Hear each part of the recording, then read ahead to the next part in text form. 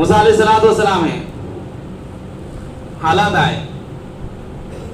آپ کو چلنا پڑا، بنی اسرائیل کو لے کر نکلے، پیچھے فرعون نے تعاقب کیا،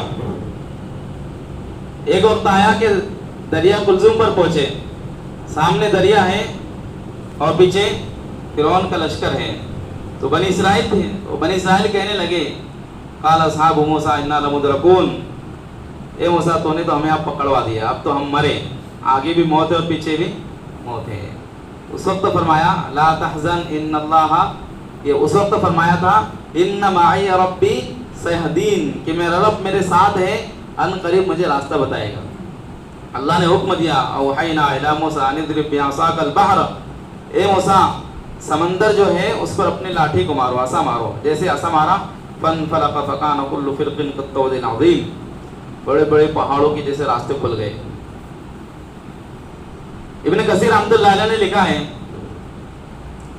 کہ حضرت موسیٰ علیہ السلام کا جو اللہ سے گمان تھا، اللہ سے یقین تھا، اللہ سے تعلق تھا، اس کی برکت یہ ہوئی کہ جب اللہ کا حکم آیا عصا کو دریا پر مارنے کا، اللہ کا حکم آیا عصا کو دریا پر مارنے کا، تو دریا میں زور سے موجیں آئی، جیسے سمندر کی لاٹیں آتی نا، ہم دیکھتے ہیں سمندر کی کتنی زور سے لاٹیں آتی، زور زور سے لاٹیں آ رہی تھی۔ ابن کثیر رحمۃ اللہ علیہ نے لکھا ہے ان کے اللہ سے تعلق کی یہ برکت تھی، یہ اثر تھا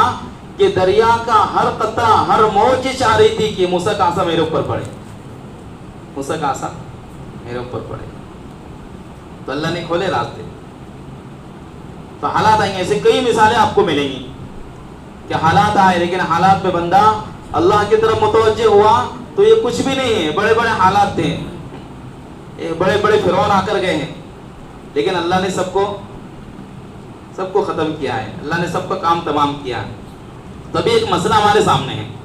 اس مسئلے کے عنوان پر جو ہے ہم سب ماشاءاللہ یہاں پر جڑے ہیں، اس لیے نیت کرو انشاءاللہ جیسی بھی ہماری رہبری کی جائیں گی ہم اس کو بڑی عظمتوں کے ساتھ کریں گے۔ ابھی تو جو ہے ہمارے بڑے ذات کو فرما رہے علماء کرام کہ ہمارے ملک میں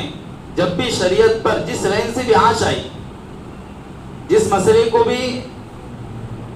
جس چیز کو بھی شریعت کے جس حکموں کو بھی مسئلہ بنایا گیا اور اس کو ختم کرنے کی یا اس کو بدلنے کی سازشیں رچی گئی،